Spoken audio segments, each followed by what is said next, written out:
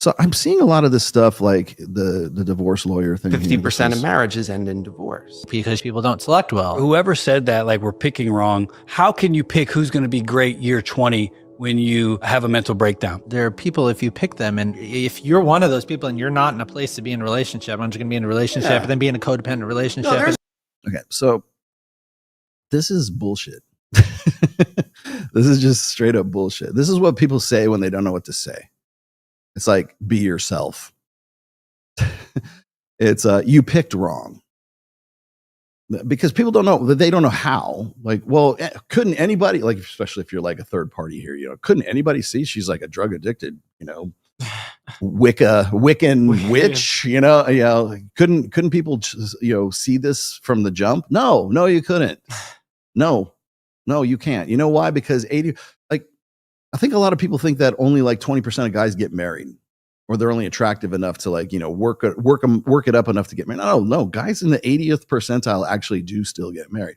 But most of the guys who are getting married, like today, I mean, remember, it's the lowest incidence of marriage in the United States in recorded history, but nobody's picking. No one is shit. Even when people ask me like, oh, how did you vet for Mrs. Tamar? Because I've got a pretty good marriage, right? I've been married for 28 and a half years now. And we still fuck like rabbits. We still like each other. We still have fun together. Hell, I had a great time at the metal show with my wife, who never comes out with me to a metal show, right? She's great. I love it. And people go, well, how come you don't promote marriage more, Rollo? Because I see shit like this. That's why. I'm not I don't want people to look at my marriage and see that as like sort of proof of concept. I don't want you to get your hopes up because I have a good marriage does not necessarily mean you're going to have good. Because it's worked for me. Like, what is it? Like when they tell you, like when you're a financial advisor, like past profits do not indicate like future performance.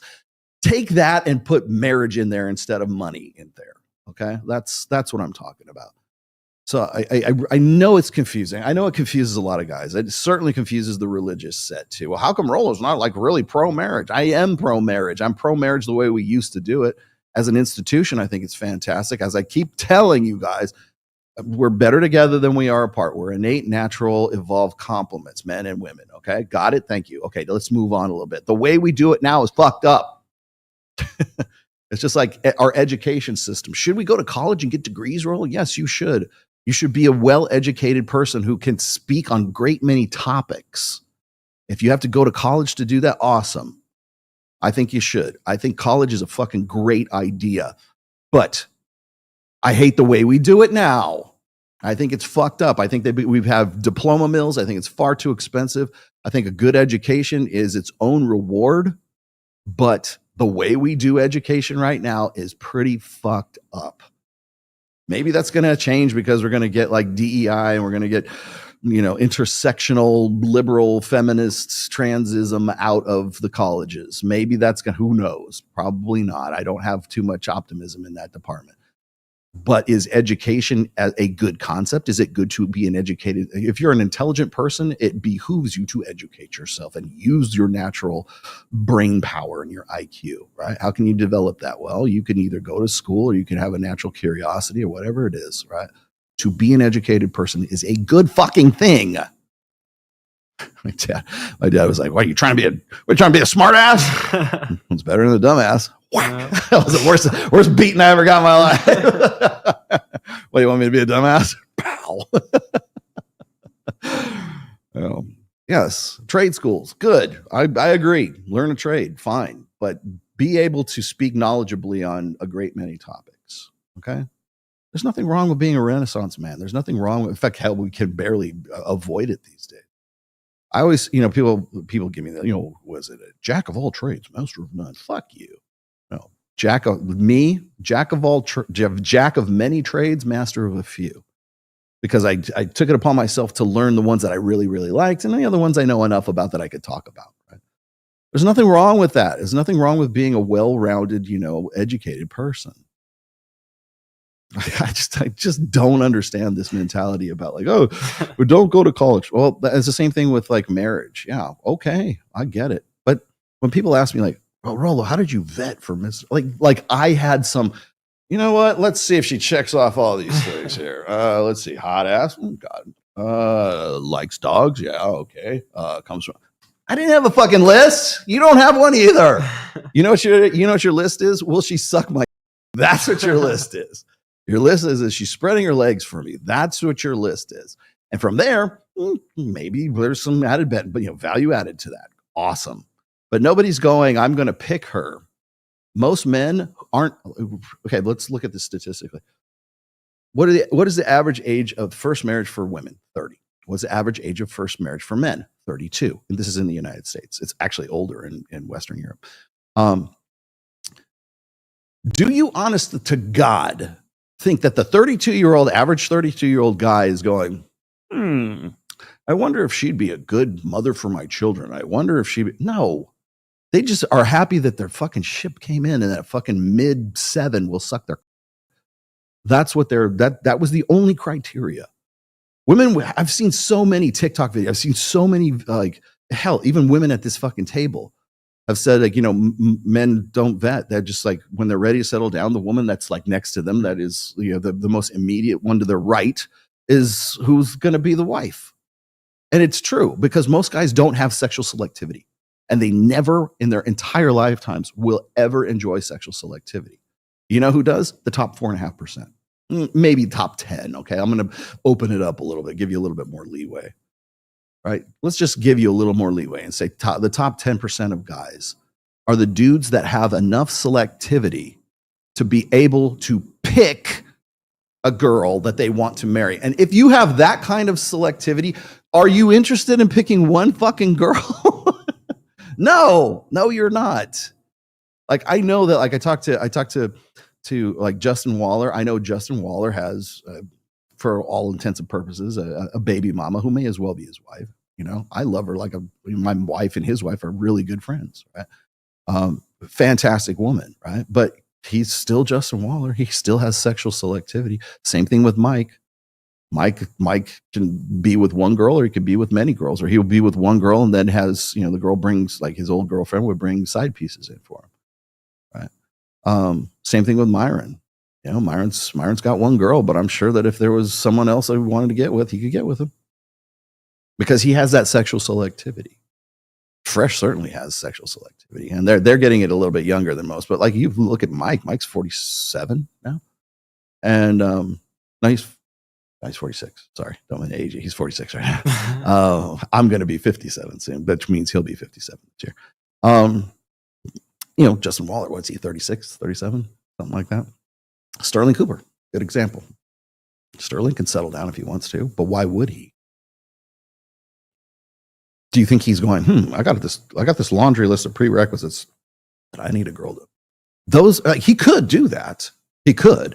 He has the means to do that. He has the attraction. He has the arousal levels. He's attractive enough as a guy that women, irrespective of him being a former porn star, and maybe because of him being a former porn star, has sexual selectivity. Most guys don't. So this whole argument here, this whole like line of reasoning about like, oh, you just need to pick better. Most guys don't pick. I love it when I get this thing about what is it? When people say, oh, women are the gatekeepers of sex and men are the gatekeepers of commitment. Bullshit. 100% lie. Women are the gatekeepers of commitment too, because if she doesn't want to have a marriage or a commitment, she's not going to have it with you. Simple as that. You want to know what marriage rates are in the toilet right now? Because women are actually the gatekeepers of commitment. And if anything, it has been only exacerbated in the global sexual marketplace, courtesy of social media and everything I was describing before. So are men really like opting out? Are they pulling out of the modern dating scene, or are they being forced out of the modern dating scene? This is something you don't hear tradcons like, put in their little viral clips.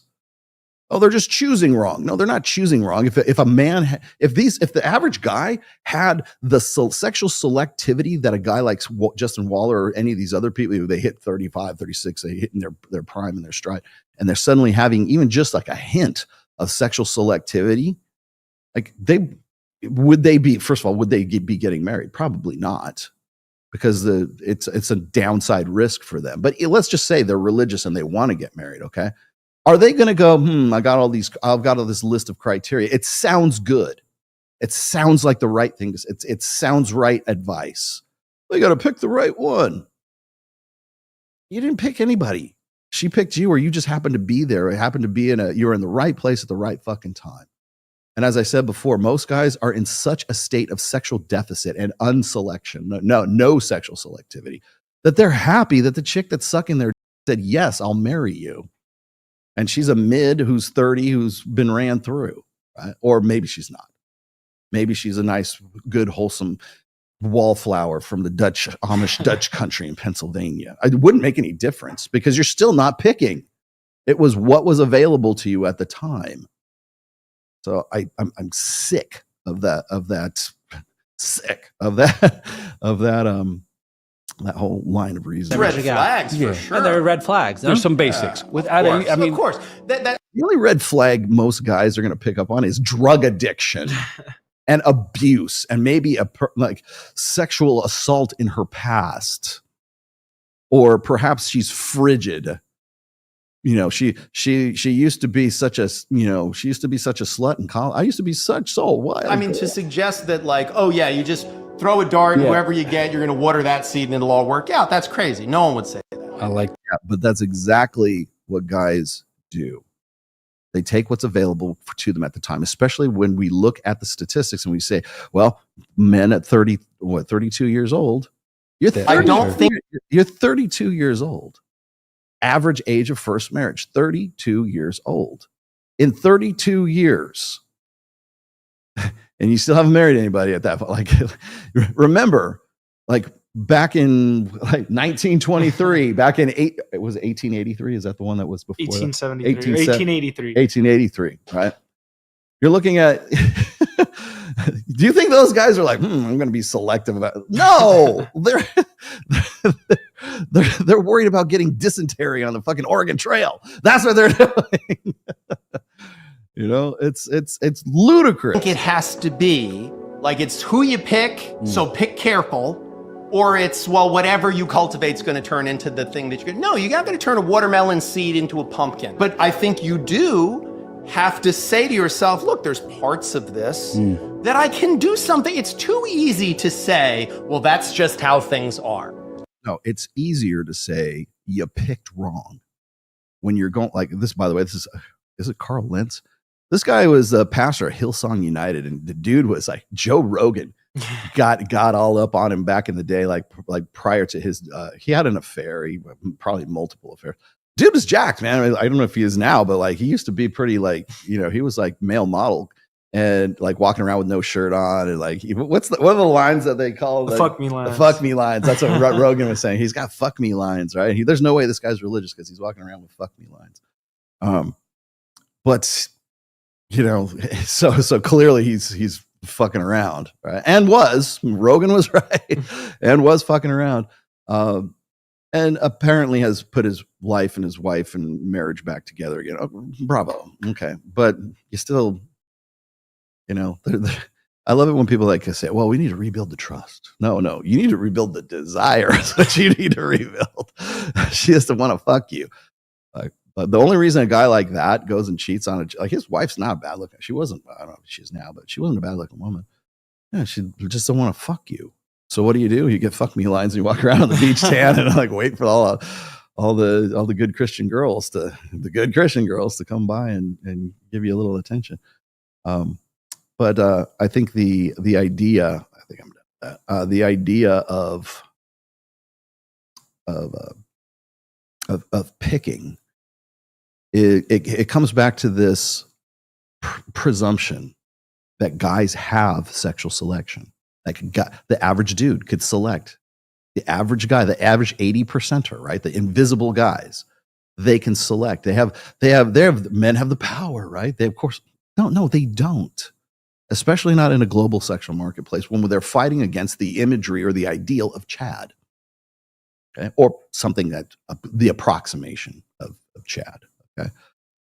So why, if this was the case, if people were making bad decisions and picking, why wouldn't everybody be just like lining up at the fucking courthouse to get married? Why are we at 6.1% or 6.1 per 1,000 people getting married? these days and dropping. Why? Well, because they're fighting against ghosts. They're fighting against like idealizations. I would argue. Now, this is me spitballing here. Do I have like a bunch of statistics to back this up? No, but I think probably logically this makes sense. 30 years old, women wait later and later and later in life. And I'm going to put Mac and Murphy's video up here in a second and just rip that one up. But they wait later and later in life. Why? Because they're getting their career together. No, they're not. They're focusing on their education. Got to get my degree. I want to get a doctorate. Yeah, damn it, I'm be 30, and then it's when I'm going to have to get married. No, women don't want to get married because women understand, I think, instinctively that between 18 and about 29 years old, and 28, let's round it off, 10 years. That 10-year window is their best time to explore their options. That's when do women have the most sexual selectivity? 23, 22, 23, 24, somewhere in there. That's when men say they look the best across the board from 15 all the way to 95. That's the age that men say, fuck yeah, 23 that's where the hotties are at. Okay. So do you not think that women on some level of consciousness would acknowledge the fact that that's their prime time that's their window of opportunity to find the right guy, to find to find Chad or the approximation of Chad, to find the guy who's the best pack, or at the very least try to lock that guy down. As Pook was saying, women would rather share a hot alpha than be saddled with the faithful beta. There's never been more true than in 2025, in the 21st century. And how do we know that? Well, the average age of first marriage is 30 years old. When do women's eggs start, drying up and blowing away? Right around that time. And it keeps going down until they're about 42, 43 years old.